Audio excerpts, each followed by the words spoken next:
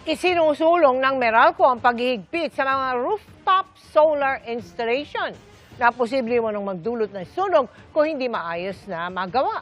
Kahit naman ng isang grupo, karapatan ng consumer ang maghanap ng alternatibo ngayong mahal ang kuryente. Nakatutok si Mariz Umali. Taong 2023 pa raw nagpa-install ng mga solar panels sa kanilang tahanan si Orly. Malaki raw kasi ang maitutulong nito sa pagbabawas ng malaki niyang bayarin sa kuryente. Before, ang cost ng electricity namin nasa around 15,000. Pero nung na-install namin yung solar, naglalaro na lang siya ng mga 9 to 11,000. Kaya malaki yung aming natitipid sa paggamit ng solar power. Sariling sikap lang daw ang pagpapakabit nila ng solar na noong una para raw sa pansariling konsumo lang. Pero kalaunan ay tulong na rin daw niya ito sa komunidad, gaya nitong tinayo niyang libreng charging station. May ilang bahay na rin daw sa komunidad ang nilagyan nila ng mga solar installations.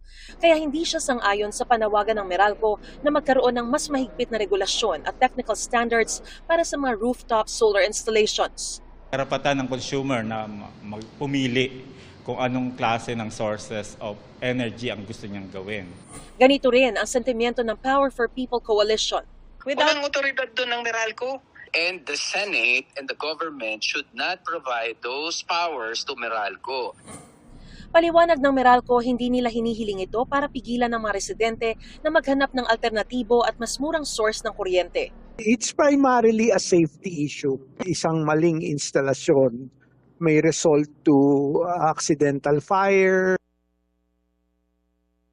Ayon kay Zaldariaga, may mga naiulat ng insidente ng sunog at di ligtas na installation dahil hindi sumunod sa tamang safety standards.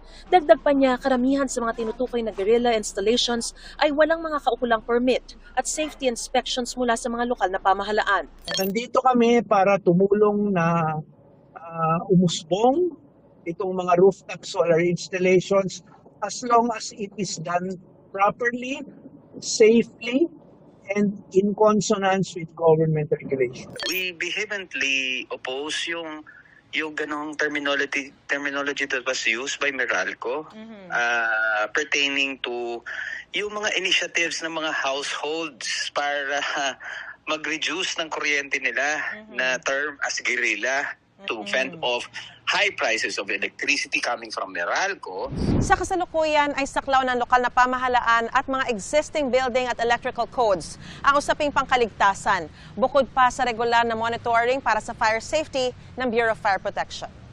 Kaya sabi ng Power for People Coalition, hindi na raw kailangan ng dagdag na regulasyon. Binigyan din na dapat pang hikayatin ng pamahalaan ang paggamit ng solar energy sa halip na higpitan nito, lalo na sa gitna ng mataas na singil sa kuryente.